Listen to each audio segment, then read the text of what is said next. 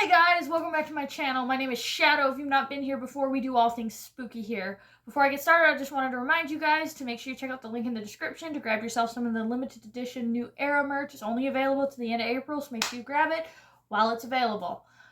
Getting into today's video, I am talking about a paranormal experience that my mother had back when she was in, I guess would have been junior high at that time. There's no junior high where I live anymore.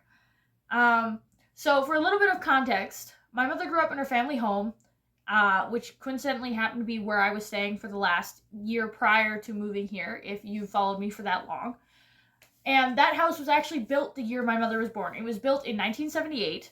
My grandparents are the sole owner of this house. As far as I know, there was nothing built on the property prior. Not that it really matters because it didn't take place in the family home. There are other paranormal stuff which I'll get into in a separate video about the entity that lives in my grandparents' basement. He's pretty friendly, but he'll get his own separate video. But for context, my grandparents lived on the edge of the town. They still do. They still live in this home on the edge of town, and it's in a little cul-de-sac up on a hill. And there's not many houses around except for the ones in this cul-de-sac. And my grandparents are about 3 or 4 houses down from the end of the cul-de-sac. Now, when you get to the end of the cul-de-sac, the house to the right of the very, very end house was where my mother's friends lived. Now, she had a few friends on the block, but this is where the events of today's retelling take place. And bear with me, I'm paraphrasing a lot of things because obviously I wasn't there, I wasn't born yet. As I said, my mother was born in 1978, the house was built in 1978. Most of the houses around there were built between 1970 and 1990. So relatively new houses. Again, I don't know that there was anything built on this hill prior to these establishments, although there were herds of buffalo that traveled through there, and it's suspected that there were nomadic indigenous tribes that rode through the area. There was also a lot of cases of rum running and things like that during the 1930s and things like that. So it's very unclear. As far as I can find, looking at city records and things like that, there's never been anything formally built there prior to this, which is important. So anyway, my mother and her friends, she was in about the 6th or 7th grade, so this make her 12 or 13 at the time of the incident. Now, she was over at a friend's house. We'll call her friend Chris. And Chris, my mom, and about 3 other of their friends were in Chris's basement, sitting on a bed, playing with a Ouija board. Now, if you know anything about me, I hate Ouija boards with a passion because they open a whole can of worms. They're dangerous. They're volatile. You don't have the control you think you have. They're just not a good situation. My mother, being a teenager, didn't know this. Learned the hard way.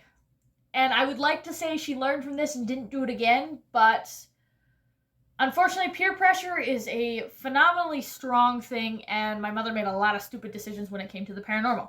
However, this one terrified her and changed her life forever. So, as I said, they're sitting on a bed, very similar to mine, and this bed is about 2 feet off the ground, if that. And they're sitting there playing with this Ouija board. Now, Chris is intent on making whatever spirit they've made contact with. They've made contact at this point. And this entity introduces itself as Moad. I get chills just talking about it. I don't like it. I've had my encounters, which I will talk about later in this video. Oh my god. Okay. So this entity has introduced themselves. And Chris is hell-bent on upsetting this entity, on aggravating them. They are taunting them. They are calling them weak. They are doing everything under the sun to get a reaction. That's what they want. They want a reaction. And oh boy, did they get the reaction. So my mother describes it.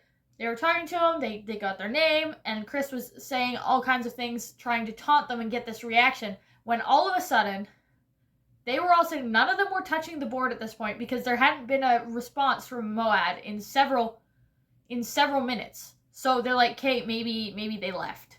I don't know what's going on. Or maybe Chris pissed them off and they left. All of a sudden, this Ouija board goes flying to the opposite end of the room and connects with the wall near the ceiling.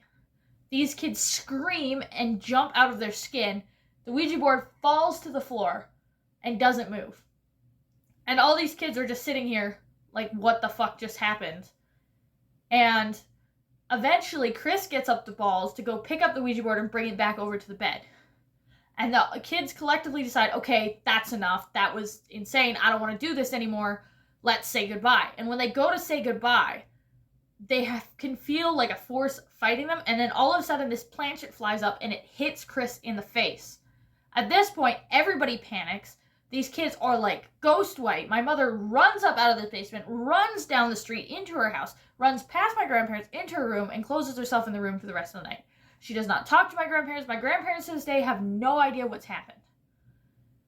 As for Moad, this interaction was never properly closed that I'm aware of.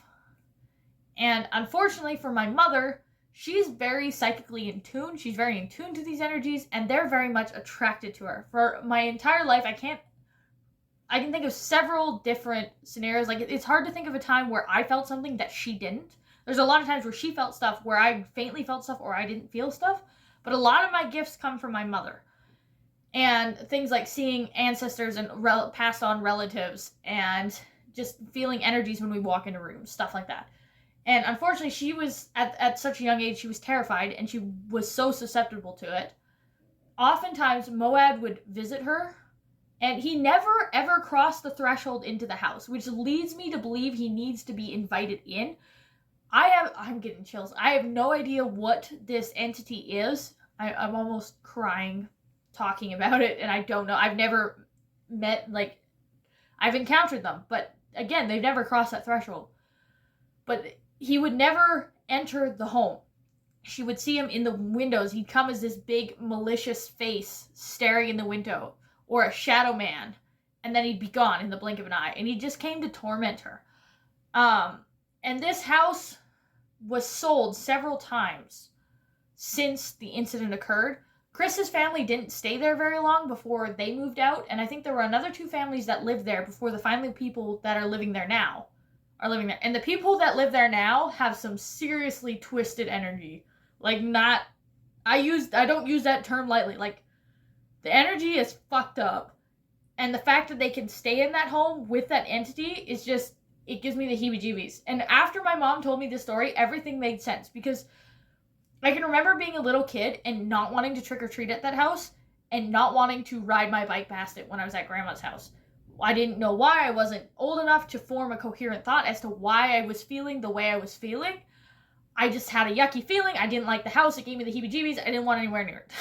That's what I knew. And now, having heard this story, it changed my perspective on things. And then, of course, living in my grandparents' basement, I unfortunately got to meet Moad, and I really, really did not like the brief encounter that I had with him. On 2 occasions, he came and he was the very scary, malicious, like grinning eyes, face, kind of think like the Cheshire Cat when they have no body in the window. Horrifying. However, fortunately for me, Mr. Diesel, which I don't know if you can kind of see him, he's sleeping here on the bed. Diesel happened to be up in his cat tree, which for the basement window, it was perfect height for him to be looking at the window. And the second time Moad came around, he happened to come, I was going out to the bathroom, which is attached to the living room in the basement, and he happened to be peeping in the window, and he just happened to peep as Diesel looked up out the window, and I don't know what it is about Diesel, but that terrified him, and I had not seen him since. I had not felt him, I had not seen him, I had not had issues with him since Diesel scared the ever-loving shit out of him, I guess, in the window. My grandparents never had pets, my mother never had pets growing up. So I guess he wasn't expecting that. It's always been said that animals can sense things better than we can, and I fully believe that's the case with Diesel. He is super in tune with stuff. Yeah, you. Hey? Oh, big stretch. Big stretch. Hey? Yeah, Mama's magic little boy. You go back to your nap, okay? Yeah. Yeah. I love you too. No, I gotta go back to my YouTube video. Okay? Yeah, I gotta go back, okay? Be good. There's your dose of cuteness for the day. But, yeah, that is the story of Moad and my mother. And if anybody has any insight, like if you've ever encountered an entity with that name before, I would love to compare notes. Personally, I've never touched a Ouija board. I have no interest in touching a Ouija board.